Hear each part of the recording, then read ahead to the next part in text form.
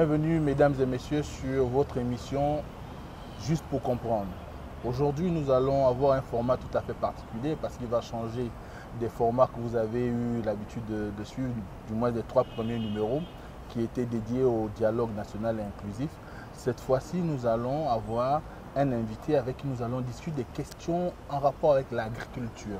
Et vous savez bien qu'aujourd'hui on parle de la souffrance du panier de la ménagère, on parle de la relance d'un certain nombre de cultures de rente, on est en train de voir des gages qui sont plus ou moins donnés pour essayer de redynamiser l'agriculture périurbaine, mais aussi il y a de nouveaux opérateurs qui s'installent et on se demande parfois si les plantes qu'ils proposent à la culture au Gabon sont indiquées pour pouvoir, on va dire, permettre à ce que nous soyons assez compétitifs sur le plan agricole alors que nous avons beaucoup plus besoin aujourd'hui d'une agriculture qui permet de nourrir l'ensemble des Gabonais. Donc pour ce faire, nous avons ce matin ou ce jour l'honneur de recevoir M. Hervé Omba, que je vais présenter, qui est entre autres ingénieur agronome et sociologue du développement, membre actif de la société civile gabonaise. Il est également coordonnateur du programme de l'ONG IDRC Africa, qui est l'initiative Développement Conseil Africa, expert en analyse et développement des marchés, mise en place et suivi et évaluation des projets agricoles, élevage, pisciculture, agroalimentaire. C'est aussi un expert en ce qui concerne la valorisation des produits non ligneux. Donc, nous le recevons ce matin, comme je vous l'ai dit, pour parler de l'agriculture. Monsieur Omba, bonjour. Bonjour. La présentation que je viens de faire, est-ce qu'elle vous convient ou il y a encore des choses à ajouter? Parfois, c'est une question à laquelle j'ai du mal à répondre. Je me contenterai de juste dire que Hervé Omba est un engagé, un passionné du secteur agricole, un patriote qui a pour vision de contribuer à faire de son pays un pays autosuffisant sur le plan alimentaire. Réduire au maximum la précarité, mais tout en faisant du business. Je me satisfais de cette présentation et encore merci pour l'honneur que vous me faites de participer à cette émission. Surtout que quand on voit le cadre, vous voyez bien, je suis en train de partir. Exactement. Je suis en train de partir. J'ai 17 heures de vol. Juste pour aller dans d'autres pays, dans d'autres plantations, continuer, vivre ma passion, mais toujours avec cette idée de prendre le meilleur de ce qu'il y a à l'extérieur pour apporter dans mon pays et proposer aux décideurs des outils d'aide à la décision qui cadrent avec les réalités sociologiques, économiques, mais également politiques de notre pays. Vous venez de parler de l'autosuffisance alimentaire. La première question qui nous vient à l'esprit, qu'est-ce que c'est l'autosuffisance alimentaire? L'autosuffisance alimentaire, c'est permettre aux populations d'avoir un repas de qualité, de manière permanente et en quantité suffisante, ce qui n'est pas le cas au Gabon aujourd'hui. Principalement, on sait que atteindre l'autosuffisance alimentaire, c'est une volonté qui est manifestée de la part des autorités. Et ces dernières années, on a vu beaucoup de discours là-dessus. Aujourd'hui, quelles sont les barrières au Gabon, qu'on peut noter au Gabon, qui freinent, du moins qui sont responsables de ce que nous ne parvenions pas à atteindre cette autosuffisance alimentaire, malgré les politiques qui ont été mises en place dans le secteur agricole? Vous savez, il y a quelques semaines, j'ai discuté avec certains de vos collègues. Je ne vais pas loin. Je prends 2010, 2023. 2010, 2023. 2010, 2023, nous avons, quand on regarde l'ensemble des budgets du pays, nous constatons qu'au Gabon, il y a plus de 400 à 500 millions de francs CFA qui ont été investis dans le secteur agricole. Mais quand on regarde la population du Gabon, quand on regarde la disponibilité en terre, quand on regarde l'expertise disponible au Gabon, avec l'ensemble de cet argent mis bout à bout, on aurait résolu la question d'insécurité alimentaire que nous vivons peut-être 10 fois.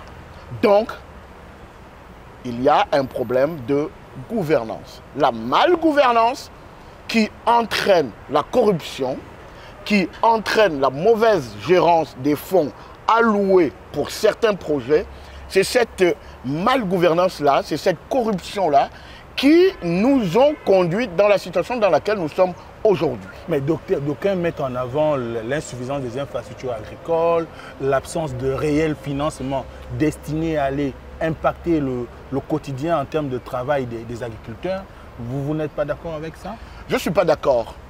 Hervé Omva, je suis présent sur le terrain au quotidien.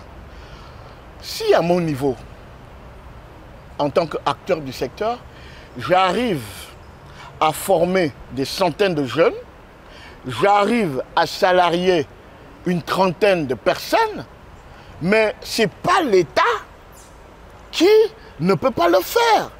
Quand vous arrivez au village Graines de Bolokoboué, c'est du sable. Mais nous produisons en dizaines de kilos, en centaines de kilos. Nous produisons des quantités suffisantes. Si on avait plus de moyens, on produira encore plus. Donc, ce n'est pas une question... on n'a pas besoin de sortir de Mathsup. Il y a eu suffisamment d'argent, mais il faut le reconnaître. Il faut le reconnaître. Parce que nous étions au dialogue il y a quelques jours encore. J'étais choqué, j'étais scandalisé par certaines décisions qui relèvent de la passion. Quand on parle du démantèlement de certaines entreprises, les gens au Gabon, malheureusement, distillent la mauvaise information et on s'appuie sur cette mauvaise information pour concevoir une base de réflexion. Or non, les vrais problèmes sont posés. Nous ne pouvons pas, vous parlez de l'agriculture, nous ne pouvons pas développer l'agriculture dans un pays où des gens ont géré des milliards de francs pour la même agriculture, mais qui ont été dépensés pour des réunions, des ateliers, des missions à l'extérieur, des missions de terrain, mais aucun investissement n'a été fait.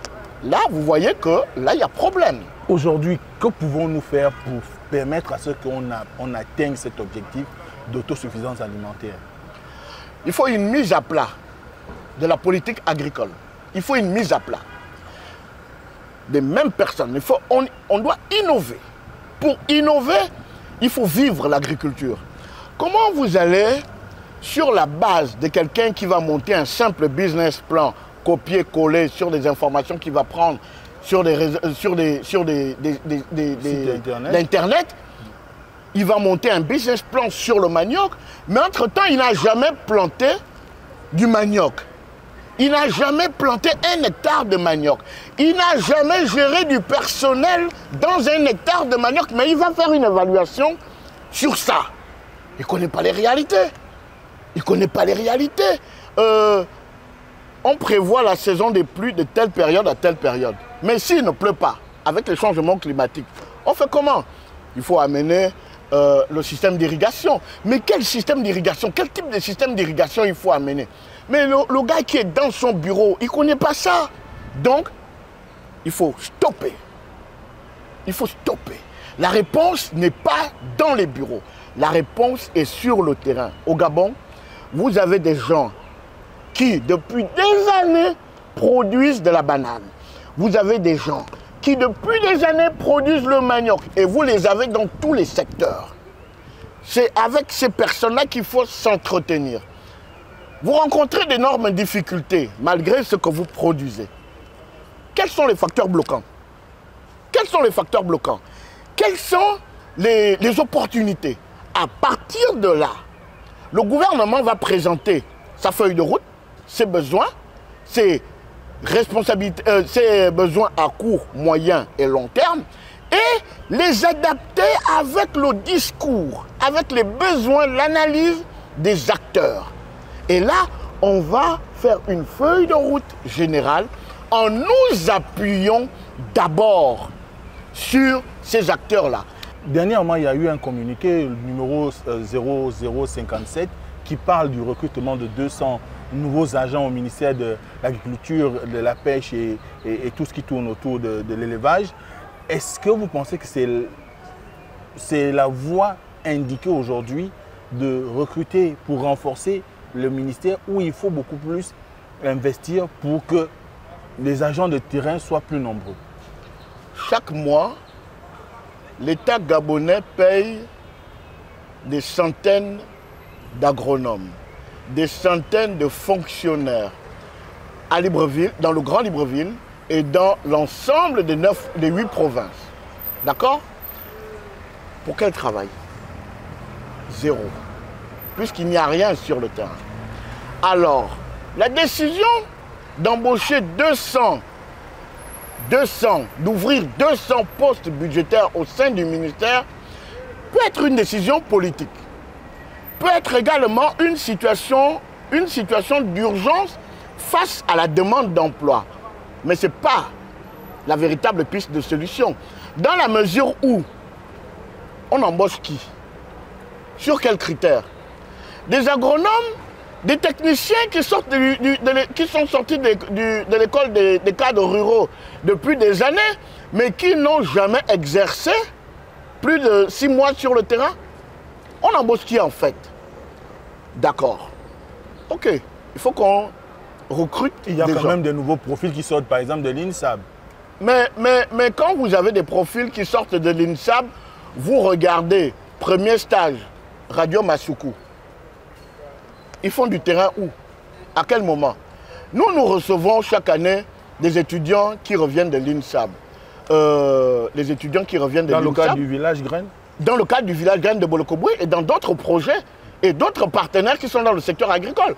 Mais en fait, c'est une double formation qui se fait.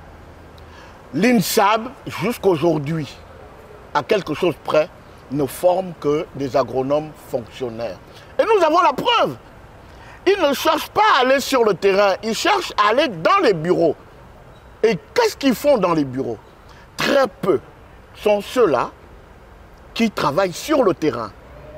Donc, il faut revoir ce cadre-là. Il faut revoir ce cadre. Et pour revoir ce cadre, le gouvernement doit accepter de s'asseoir avec les acteurs de terrain. C'est à partir de là que les gouvernants vont s'approprier des réalités de l'écosystème, parce qu'ils ne connaissent pas les réalités. Alors, vous avez, on va sur un tout autre plan, on va parler de le programme Graine, la Sotrader, que vous avez d'ailleurs été aidé, on va dire, à s'installer dans notre pays. Mais la question que les gens se posent, surtout à la lumière de l'actualité, qui a été la visite de terrain menée par le Premier ministre dans la ferme agricole de Donkok, où il y a eu quand même une situation incomprise par rapport à l'état d'abandon du site. Qu'est-ce qui a fait qu'aujourd'hui, aussi bien le programme Graine que l'initiative Sotrader ne puissent pas réellement être des mesures salvatrices pour apporter on va dire, du dynamisme dans le secteur agricole au niveau de notre pays? Je regrette la situation qu'on connaît aujourd'hui parce que j'ai été témoin de la création du programme Graine. Le programme Graine était géré par la Sotrader SA. Je suis déçu du manque de courage de certains de nos aînés.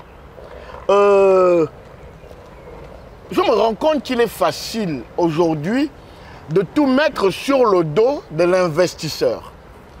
Entre-temps, moi, pour avoir été témoin du début jusqu'à ce que le bateau a pris l'eau, moi je connais les Gabonais, les ministres gabonais, les directeurs gabonais, les coordonnateurs étaient gabonais. Mais qu'est-ce qu'ils ont fait? Ce sont les Gabonais qui ont fait tomber le programme Graine. Les Gabonais ont mis en avant des pseudo-coopératives, en fait, qui étaient leurs électeurs. Et ils se présentaient, c'était à l'image, et c'était à l'image de ce que la politique faisait. C'est-à-dire que quelqu'un, dans son département, a un groupuscule de personnes qui lui sont acquis. Il va aller se pointer à la Sotrader, à Hollande, et imposer le groupe, recevoir des fonds, soi-disant qu'ils font de l'agriculture. Et c'est comme ça qu'ils ont plombé le programme. Ils ont plombé le programme. Ce n'est pas l'investisseur qui a plombé le programme. La Sotrader SA a été fermée par le comité de pilotage en 2019. Fin 2019.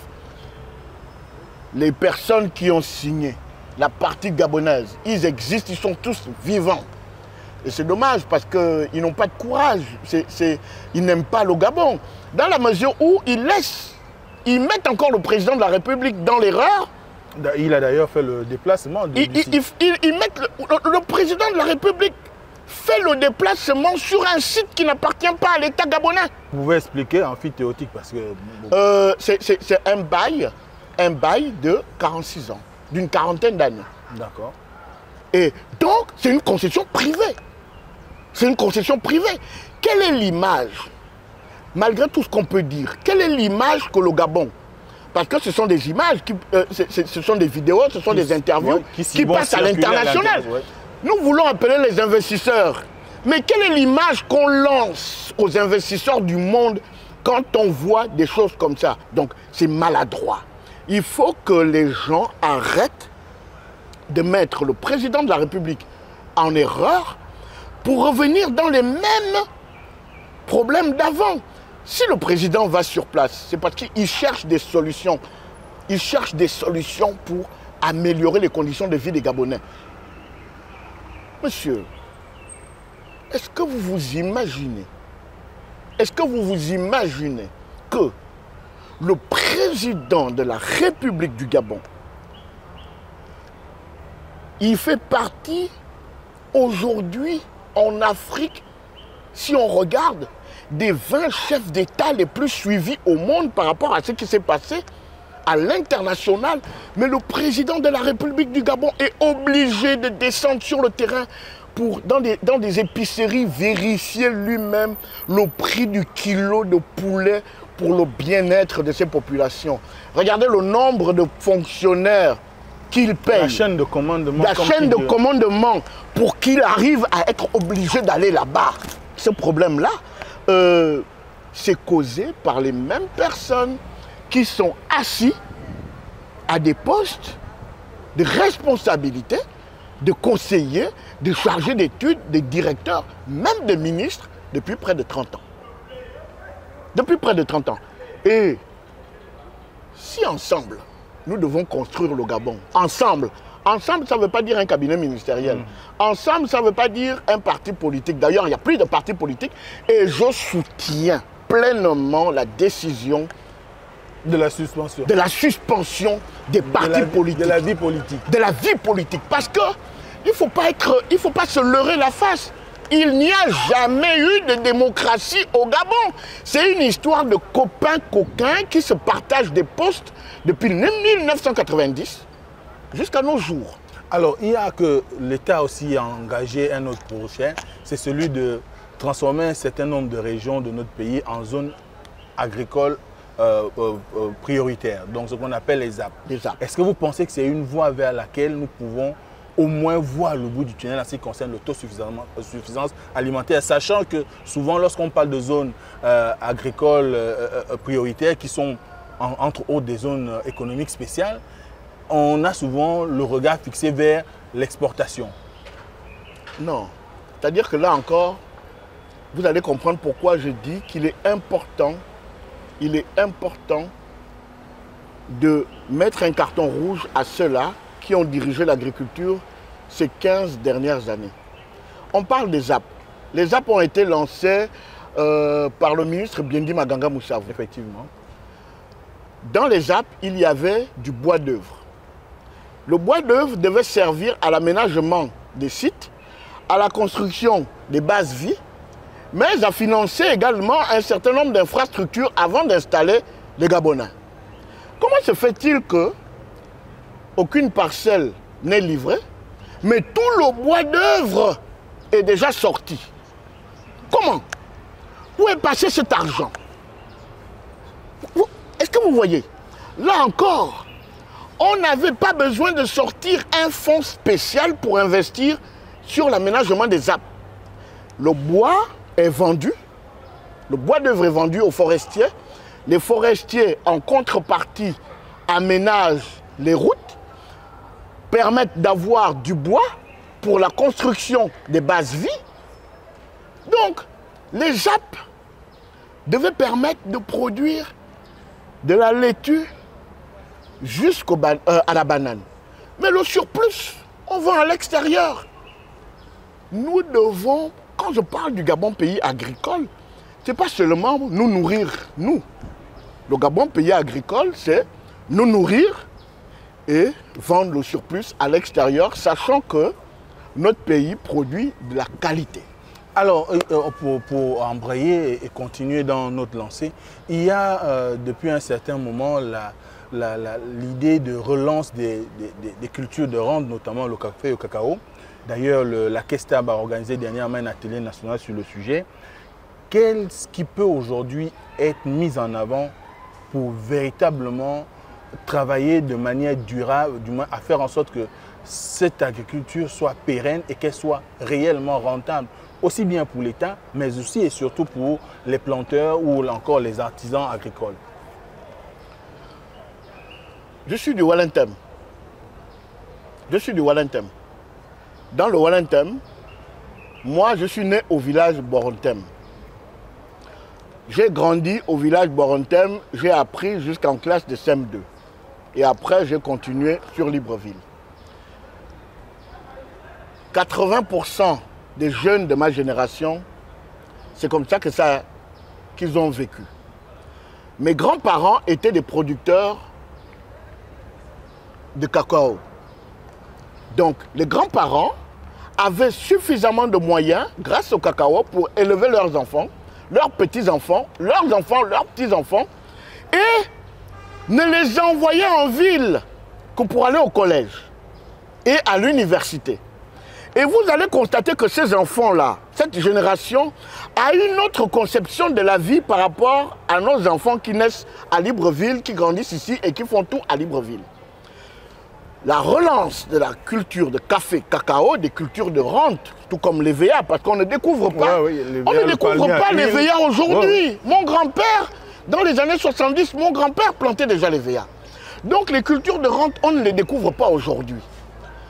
Cette relance-là est essentielle pour redynamiser nos villages, pour créer des milliers d'emplois en milieu rural, pour réduire la criminalité, le banditisme, tout ce que nous vivons à Libreville, pour réduire le coût du panier de la ménagère, parce qu'on va revitaliser nos villages.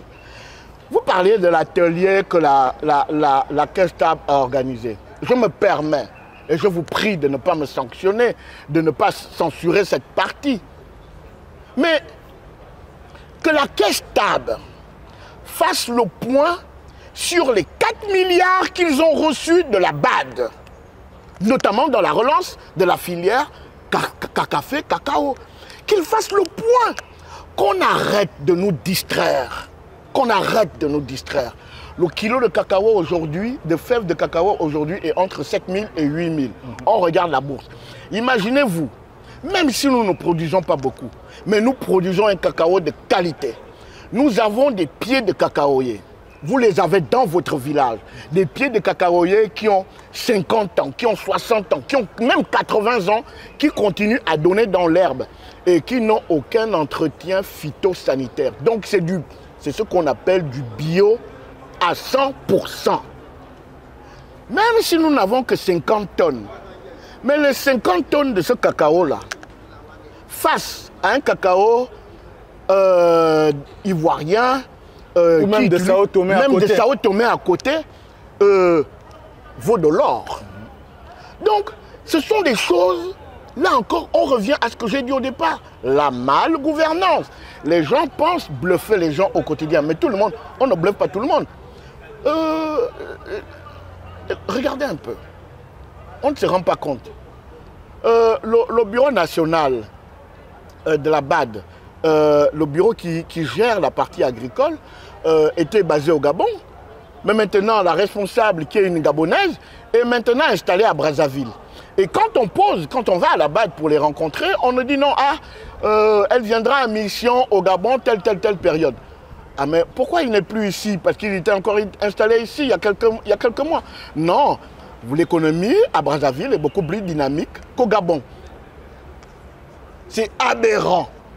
Ce sont les mêmes investisseurs qu'on avait au Gabon qui sont en train de faire la révolution agricole au Congo.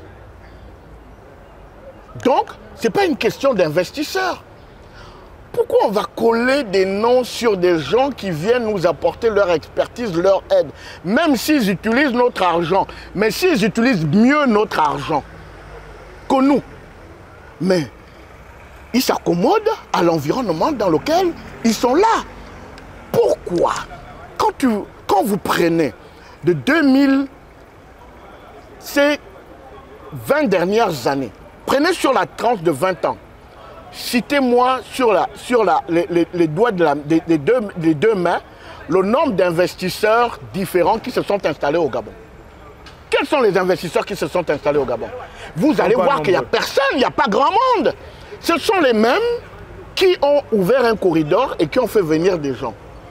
C'est qu'il y a un problème de gouvernance. Et c'est pour ça qu'il est important que le président de la transition, le CTRI, impose la discipline militaire. Qu'on nous arrête les histoires de politique. Qu'on nous arrête tout ça. Qu'on nous arrête tout ça. Qu'on aille sur un certain temps, comme les recommandations du dialogue l'ont précisé, et après, on pourra les laisser venir faire leur show, mais on aura déjà repris, le Gabonais aura déjà retrouvé sa dignité. Le Gabonais aura déjà repris les outils en main. Alors, monsieur, nous nous acheminons vers la fin de notre entretien. Vous avez énormément parlé de l'agriculture de façon générale, mais il y a un type d'agriculture qui est intéressant, c'est l'agriculture périurbaine qui permet de décongester, du moins d'alimenter les centres commerciaux des villes ou encore des grandes agglomérations.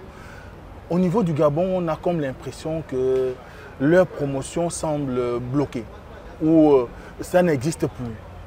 Est-ce que vous avez une idée de comment faire en sorte que cette agriculture périurbaine soit dynamique, mais aussi dans le second volet, il y a on a un nouvel investisseur qui s'est installé dans la province du Haut-Ogooué, qui s'appelle Sequoia, et qui propose la culture de l'eucalyptus. Mais elle rencontre des résistances de la part des populations.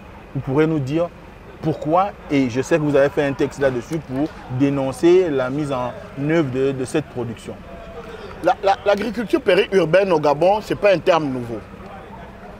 IGAD, plus de 30 ans, échec total. C'est simple. Vous prenez la date de création d'IGAD, vous évaluez les budgets qui ont été alloués à cette structure, IGAD, d'accord? Et vous regardez le nombre de Gabonais installés de manière durable par cette structure, ben, vous faites le résultat. C'est une analyse simple. Force, faiblesse.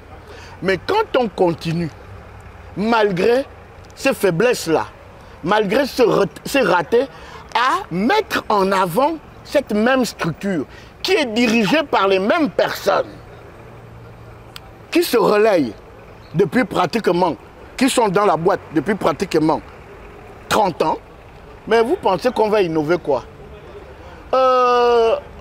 Mbolo, Géant Sekado, toutes les grandes surfaces de Libreville commercialisent les produits indigènes food, commercialisent énormément du Made in Gabon. Nous, en 4 ans, nous avons formé des centaines d'agripreneurs qui aujourd'hui sont des producteurs, qui vendent des Gabonais, 100%, qui vendent dans les grandes surfaces. Nous-mêmes, nous commercialisons dans les grandes surfaces. Je crois que vous avez ouvert aussi une échoppe. Exactement.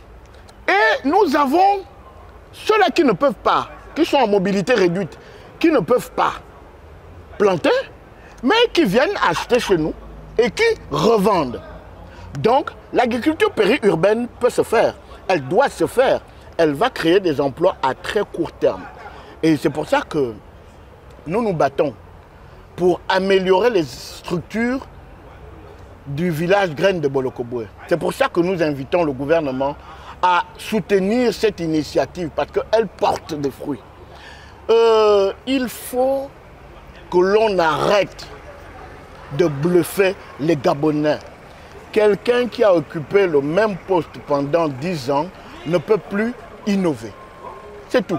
Mais maintenant, en ce qui concerne l'eucalyptus, moi je pense que c'est plutôt une question d'incompréhension. Des anciens gouvernants qui ont mal agi parce qu'ils n'ont pas respecté les procédures. Ils ont imposé aux populations un projet qu'ils ne connaissaient pas. Mais également, les opérateurs n'ont pas suffisamment communiqué sur le projet. Et qu'est-ce qui arrive dans ce genre de situation?